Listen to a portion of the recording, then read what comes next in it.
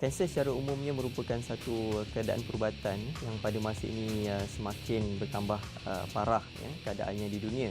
Secara statistiknya secara umum untuk keseluruhan kanser, jumlah pertambahan pesakit setiap tahun dianggarkan berjumlah 15,000 orang pada setiap tahun. Daripada jumlah keseluruhan tersebut, 16 hingga 18% merupakan pesakit-pesakit kanser payudara. Untuk kaum wanita, kanser payudara merupakan kanser utama. Dan kanser ini ia tidak mengenal umur, tidak mengenal kaum, tidak mengenal jantina dan sebagainya.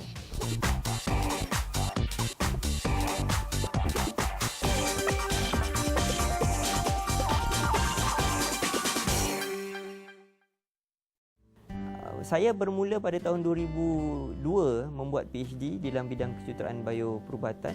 Secara spesifiknya adalah pengetahuan menggunakan pengimejan nuklear. Dan kemudian tahun-tahun yang seterusnya itu memberikan saya motivasi yang lebih untuk menjalankan kajian terhadap kanser payudara ini sendiri.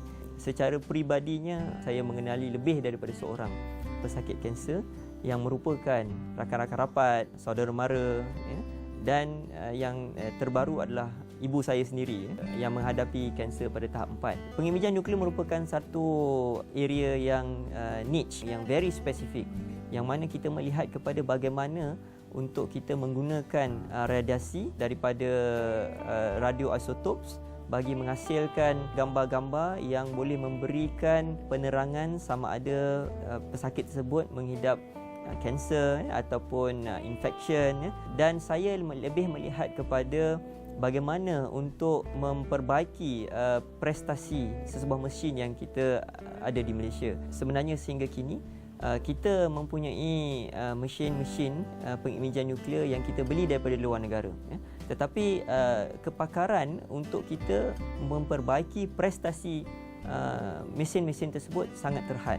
Jadi pengkhususan yang saya ingin ceburi pada tahun 2006 adalah melihat kepada apa yang saya boleh lakukan bagi saya memperbaiki prestasi mesin ini tanpa perlu membeli mesin-mesin yang baru.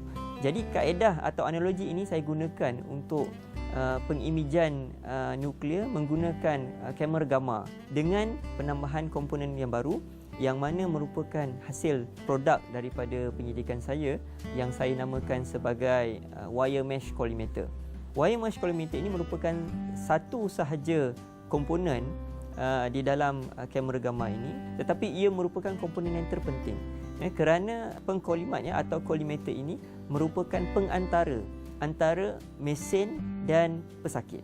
Sehingga kini saya telah bentuk kumpulan-kumpulan penyelidikan dan yang mana ahli-ahlinya merupakan pensyarah-pensyarah bersama-sama dengan pelajar-pelajar masters dan PhD untuk membuat kajian yang lebih mendalam lagi.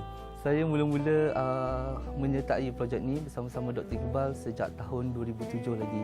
Pada masa itu saya baru saja habis saya punya projek tahun akhir. Dan apa yang saya buat ialah saya meneruskan kajian tersebut untuk membuktikan keberkesanan pengkolimat ini bagi pengimejan payudara. Dan keputusan yang kita dapat adalah dalam bentuk image sama seperti apa yang kita boleh dapat dalam gambar kamera yang sebenar. Kenapa saya pilih kamera gamma? Kerana saya melihat kepada kaedah pengimejan sedia ada yang menggunakan kaedah mamografi merupakan kaedah yang setiap kaedah ada kebaikan dan kekurangannya. Kekurangan untuk mamografi adalah yang pertamanya ia hanya bersesuaian untuk wanita-wanita yang berumur lingkungan 40-45 tahun ke atas sahaja, disebabkan oleh mamografi menggunakan X-ray yang mempunyai tenaga yang rendah, yang mana X-ray ini tidak berkemampuan untuk membezakan sama ada struktur di dalam payudara tersebut adalah struktur sel kanser atau struktur sel susu yang masih lagi aktif. Mamografi juga prosedurnya sedikit kurang selesa dan menyakitkan. Jadi saya melihat kepada dua perkara ini boleh diselesaikan menggunakan kaedah kamera gamma. Yang mana pertamanya kamera gamma ini dia lebih sensitif, lebih mudah untuk kita bezakan sel kanser dan sel-sel susu yang masih aktif. Yang keduanya, memandangkan kamera gamma menggunakan sinar gamma, maka membolehkan kita cuma meletakkan detektor di sebelah payudara saja tanpa perlu menghempit payudara tersebut. Saya sangat beruntung pertamanya sebab berada di sebuah universiti yang memberikan platform kepada penyelidik dan pensyarah muda untuk establish bidang penyelidikan saya sendiri dan seterusnya mengembangkan bidang penyelidikan saya di peringkat antarabangsa. Anugerah yang pertama yang diterima di dalam bidang yang berkaitan ni seingat saya adalah pada tahun 2007 atau 2008 yang merupakan anugerah inovasi negara yang diberi oleh Agensi Nuklear Malaysia, dan seterusnya anugerah saintis muda ini adalah pada tahun 2013. Langkah seterusnya yang akan kami di peringkat kumpulan penyelidikan akan membuat adalah untuk kita cuba menghasilkan kamera gamma kami sendiri yang lebih mobile dan murah, yang mana kita boleh perkembangkan penggunaannya nanti supaya banyak hospital boleh menggunakan kamera gamma tersebut tanpa perlu berbelanja sehingga jutaan ringgit.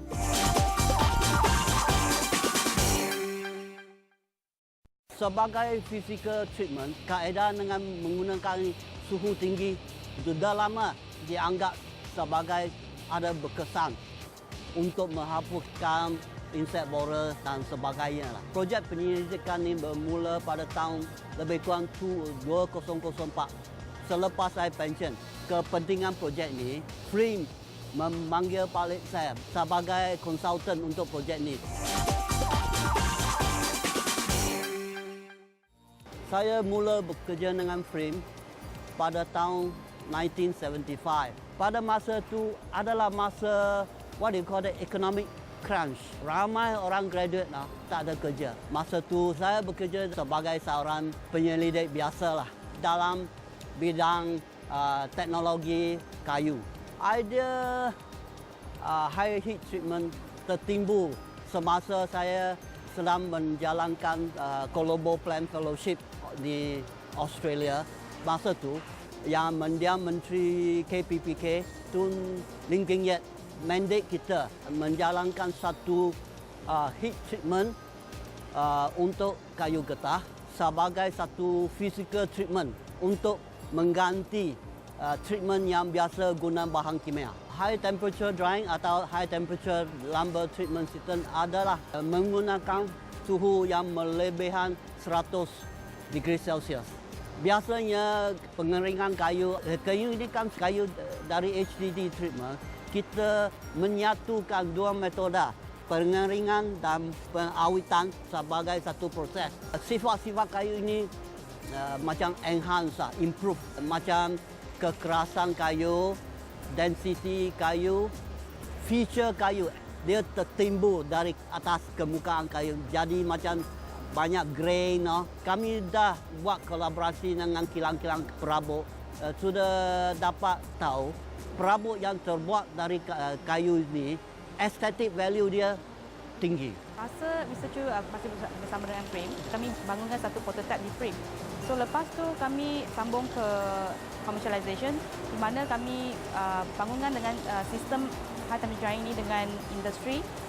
Jadi pelbagai modifikasi yang perlu dibuatlah. So kami upscale prototype kepada sistem commercialization yang ada di sekarang. Kami mengambil lebih kurang 4 hingga 5 tahun lah sebab kami perlu dapatkan grant. Sebab nak upscale daripada prototype ke commercialization memerlukan berapa kapasiti, haba, tenaga dan sebagainya untuk membuat upscaling ini. Sebelum mendapat anugerah AIM ni, kami dah memulakan proses komersialisasi dengan membuat kolaborasi dengan company Elpsa untuk cuba menggunakan teknik metoda ini untuk treatment kayu getah. Kira-kira 3 tahun, 4 tahun lalu, Mr. Chu dengan Dr. Sid ajak saya masuk sebagai collaborator. Dari waktu itu, saya nampak ini teknologi memang baguslah. Istimewa dia cepat.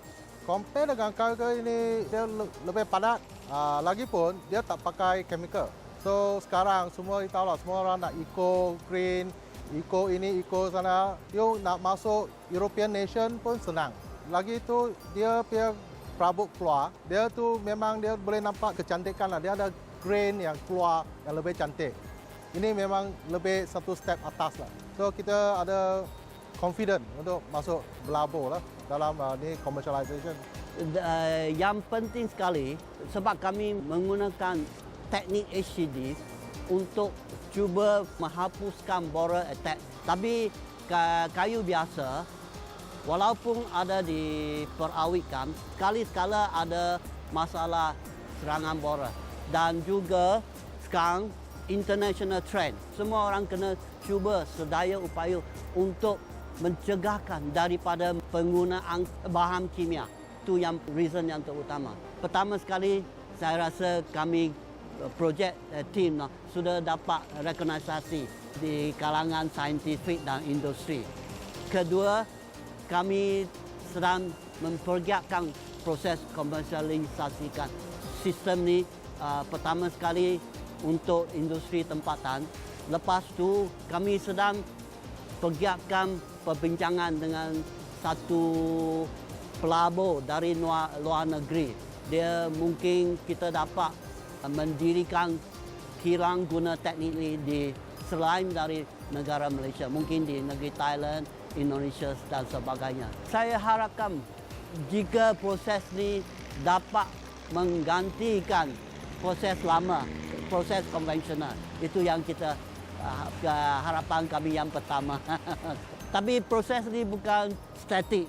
Sebab dalam penyelidikan, semua penyelidikan yang kami jalankan takkan dianggapkan sebagai statik, mesti dynamic. So my research activity will have to continue.